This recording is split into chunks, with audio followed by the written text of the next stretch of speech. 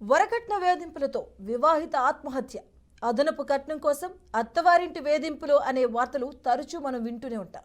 ఇక ఈ ప్రాంతం ఆ ప్రాంతం అనే తేడా లేదు, అన్ని ప్రాంతాల్లోనూ ఇలాంటివి జరుగుతూనే ఉంటాయి. ఇలాంటి సంఘటనలు పూర్వకాలంలో మరీ ఎక్కువగా ఉండేవి. వాటి నిర్మూలన కోసం పూర్వపు ట్రావెన్కోర్ సంస్థానం మహారాణి గౌరీ పార్వతీబాయి 2 శతాబ్దాల క్రిందటే ముందు చూపుతో జారీ చేసిన కీలక ఉత్తర్వులు ఇప్పుడు కేరళలో అందరి దృష్టిని ఆకర్షిస్తున్నాయి. ఆ విషయాలంటూ ఇప్పుడు తెలుసుకుందాం.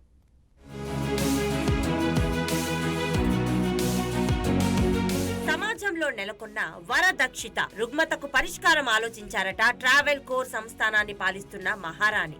వరదక్షిణను పూర్తిగా నిర్మూలించకుండా ఆమె ఆ పేరుతో ఇచ్చే సొమ్ముపై పరిమితి విధించారు. వరదక్షిణకు పరిష్కార మార్గంగా మహారాణి గౌరీ పార్వతీబాయి 1823లో ఓ ఉత్తర్వు జారీ చేశారు. ఆమె 2 శతాబ్దాల కిందటే ముందు చూపుతో జారీ చేసిన కీలక ఉత్తర్వులు అందరి ప్రస్తుతం దృష్టిని ఆకర్షిస్తున్నాయి.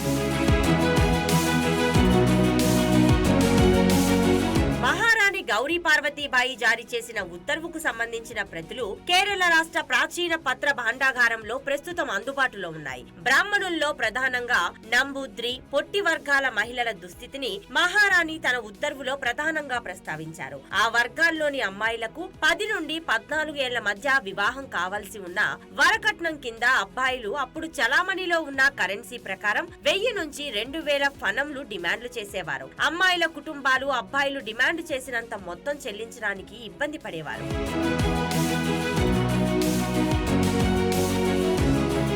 అమ్మాయిల కుటుంబాలు అబ్బాయిలు డిమాండ్ చేస్తున్న మొత్తాన్ని ముట్టజెప్పలేకపోతున్నాయని ఆవేదన చెందిన ట్రావెన్కోర్ సంస్థానం మహారాణి గౌరీ పార్వతీబాయి ఇబ్బందులు తలెత్తకుండా ఉండేందుకు ఉపాయం ఆలోచించారు. వరదక్షిణ కింద 700 ఫనంల కంటే ఎక్కువ అడగకూడదని స్పష్టం చేశారు. తన ఆదేశాలను ఉల్లంఘిస్తే కఠిన చర్యలు ఉంటాయని కూడా ఆమె హెచ్చరించారు. ట్రావెన్కోర్ సంస్థానంలో మహారాణి గౌరీ పార్వతీబాయి తన హయాంలో విద్యను బాగా ప్రోత్సహించారు.